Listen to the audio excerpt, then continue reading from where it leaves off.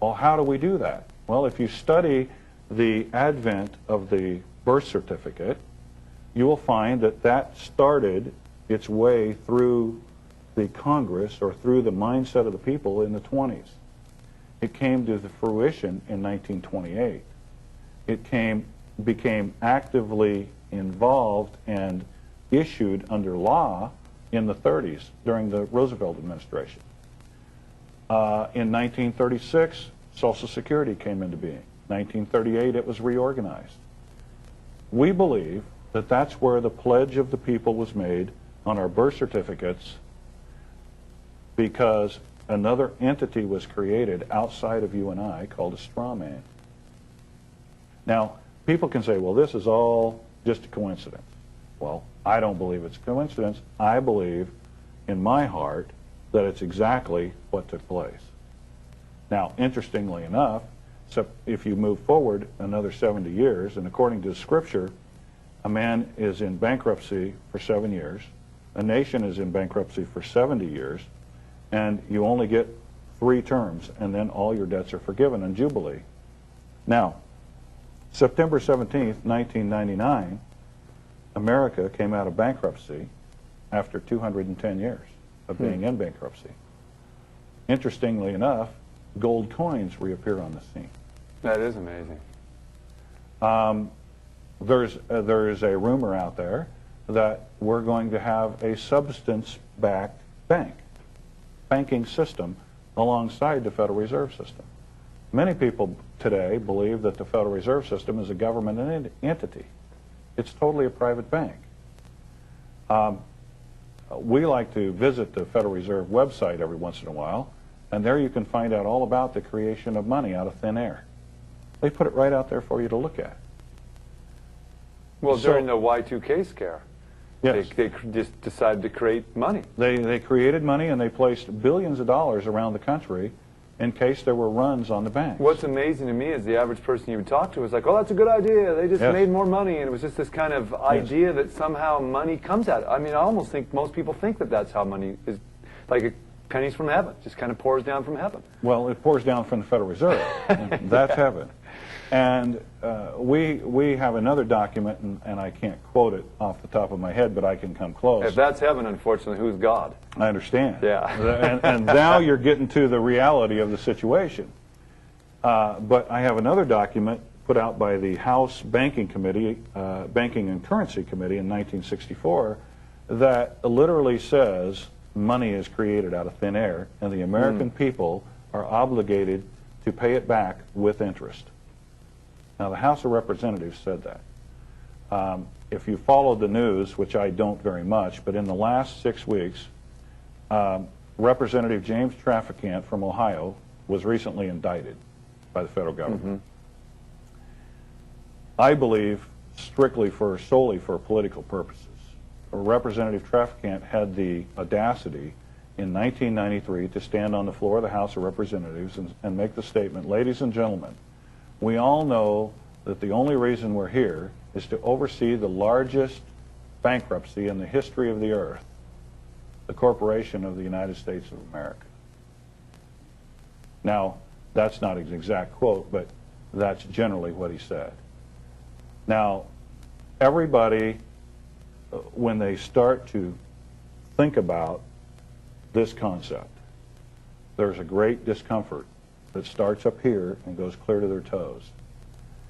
And that's where that confusion that you were talking about comes in. That's called cognitive dissonance. And that cognitive dissonance builds to the point where your eyes glaze over, your body shuts down, and you look for the nearest bar because you can't deal with this. Or Prozac. Or you name it. The American people have been sold a bill of goods. And what we're trying to do, Mike, very simply, is to show them, don't believe anything we say. Just take what we say and go check it out for yourself. We'll give you the documents, we'll give you the places to look for you to check it out for yourself. When Roosevelt suspended the gold standard, 1933, That document was called HJR 192, House Joint Resolution. And in that document, everybody looks at that as, well, this document right here is the bankruptcy, again, if you will. But that's as far as they go.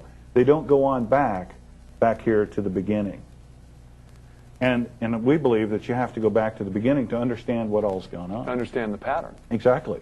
Now, when he suspended the gold standard and confiscated the gold, that gold is the substance.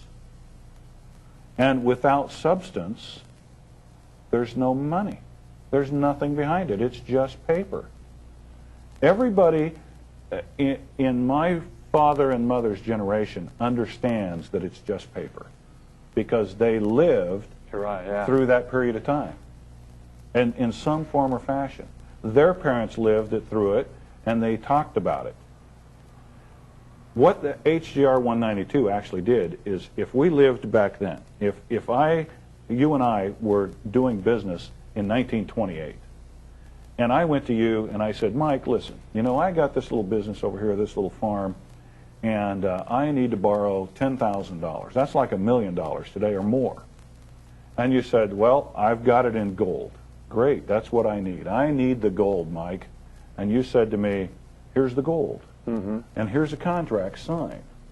And you're going to repay me in gold, aren't you? And I'd say, absolutely, Mike. That's exactly what I'm going to pay you in. And then the Congress comes in 1933 under House Joint Resolution 192 and says, that contract that you and I made is void. And I no longer have to repay you in gold. I can pay you in anything I want to pay you in. I can pay you in paper. How would that make you feel? You're like, I got ripped off. You did get ripped off. Yeah. Okay? But that's exactly what HJR 192 did.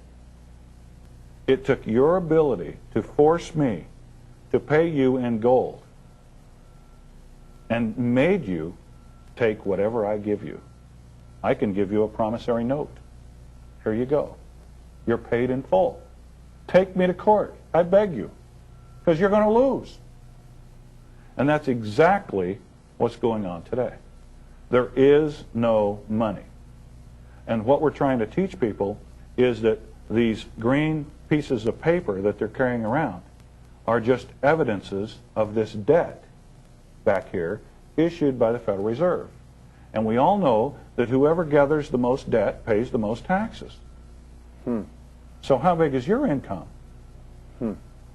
Now, this is what I like, and we got to close this up because, I mean, if they want more of you, then they've got to get to one of your seminars. They've got because I mean, you'll keep going on and on and on with this amazing information. It goes for 2 or 3 days. Right, and the one thing that does concern me, just as the everyday kind of guy, is that if they're not afraid to take my land, if they're not afraid to use me as a person. I mean, literally, I mean, a birth certificate is a scary thing these days. Social security numbers. That's right. You know, I mean, it's getting scary out there. I mean, you know, because they own your children now. That's right. They do. I mean, literally. I mean, that's why they can come in and even it just, you know, I mean, so many of us parents are afraid of this because, you know, they can go into school, take your kid, just if they heard that you did something to hurt or harm your kid. That's correct. They can just make it up if they want to. And it doesn't even have to be you're guilty.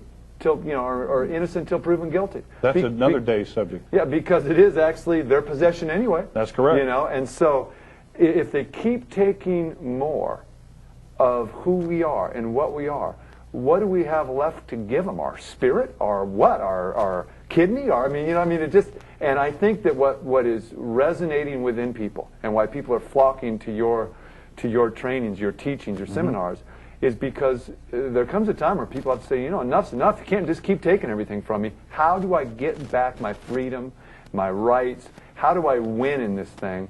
And you're teaching them how to do it. It just comes right down to that. Yeah, and we are doing that. We're attempting to do that every day. And I just want to build on that one thing real quickly, and think in commercial terms, if you will, to this statement. If that birth certificate was pledged, there's always two sides of a ledger in accounting.